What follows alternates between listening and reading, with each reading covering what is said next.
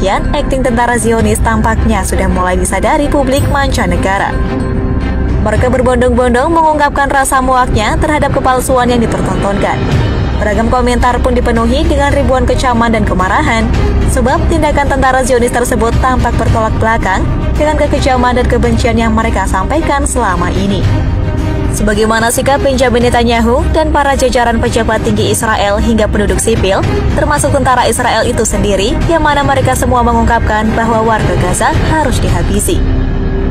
Dan yang paling parah, mereka menganggap warga Gaza bukanlah manusia, melainkan hewan yang tidak pantas dikasihani. מטילים מצור מוחלט על העיר עזה. אין חשמל, אין מזון, אין מים, אין דלק. הכל סגור. אנחנו נלחמים בחיות אדם ואנחנו נוהגים בהתאם. Dan dari pernyataan tersebutlah, kemudian angka-angka kematian di jalur Gaza terus meningkat. Bayangkan, lebih dari 11.000 warga sipil tewas akibat jet tempur Israel yang tak henti-hentinya membombardir jalur Gaza.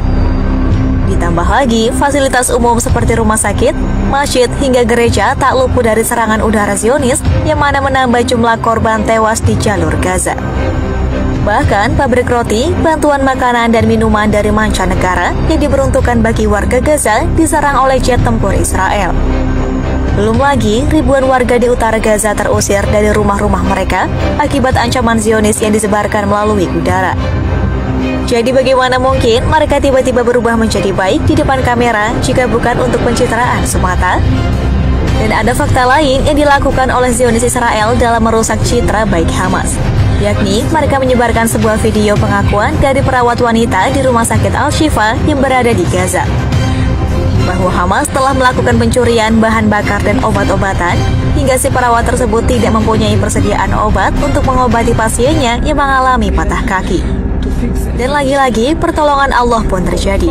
Kebohongan Israel terbongkar ketika masyarakat dunia yang pro-Palestina penasaran, mereka mulai mencari kebenaran dari video tersebut.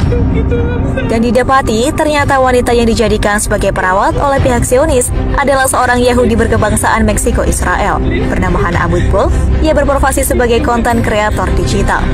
Menanggapi hal ini, si wanita pun mencoba klarifikasi jika bukan ia sosok perawat yang dituduh oleh orang-orang. Namun, tampaknya bantahan tersebut sia-sia karena bukti semakin besar yang menunjukkan bahwa itu adalah dia.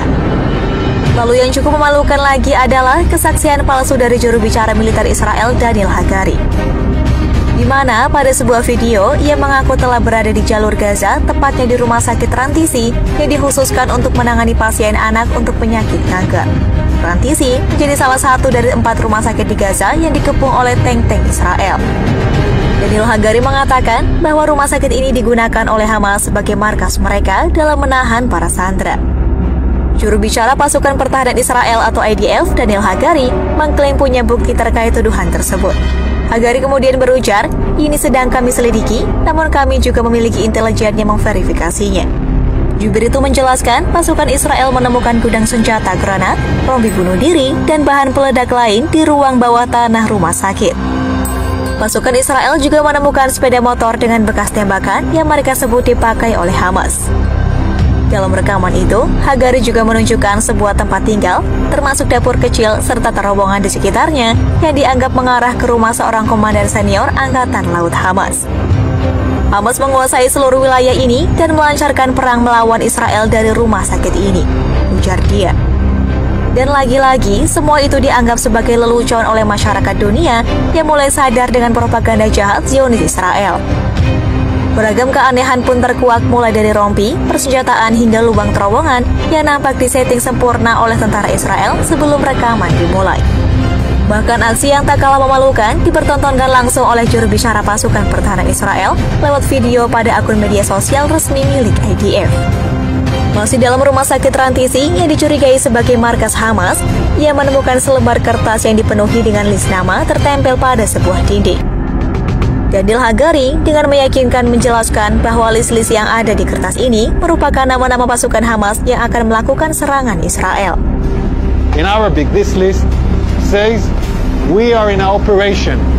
The operation against Israel started in the 7th of October. This is a Guardian list where every terrorist writes his name Seperti biasa, para warganet, khususnya yang paham bahasa Arab, melihat tayangan ini langsung membantahnya. Mereka berkomentar jika tuduhan itu keliru dan memalukan untuk sekelas juru bicara militer. Karena jika dicermati, list-list tersebut bukanlah nama anggota Hamas, melainkan nama-nama hari dalam 1 bulan menggunakan bahasa Arab. Dan tak menunggu waktu lama, postingan itu pun segera dihapus oleh pihak Israel. Kekeliruan yang berulang kali dilakukan oleh pihak Israel tampaknya membuat warga dunia semakin sadar bahwa Zionis mencoba menjadi sosok pahlawan bagi warga Gaza dalam sekejap usai melakukan genosida tergilanya selama 1 bulan penuh yang merenggut nyawa lebih dari 11.000 korban. Itulah beberapa informasi seputar propaganda jahat yang masif dilakukan oleh Zionis Israel terhadap Hamas. Semoga semakin banyak lagi yang sadar ya, apalagi warga tanah air kita. Masa Presiden Jokowi dan menteri-menterinya saja secara gamblang berupaya keras menyuarakan kemerdekaan untuk Palestina, tapi segelintir rakyatnya malah mendukung penjajah. Sungguh ironi memang otak kaum ini. Kita doakan semoga mereka segera mendapatkan hidayah ya. Amin ya rabbal alamin. Wassalamualaikum warahmatullahi wabarakatuh.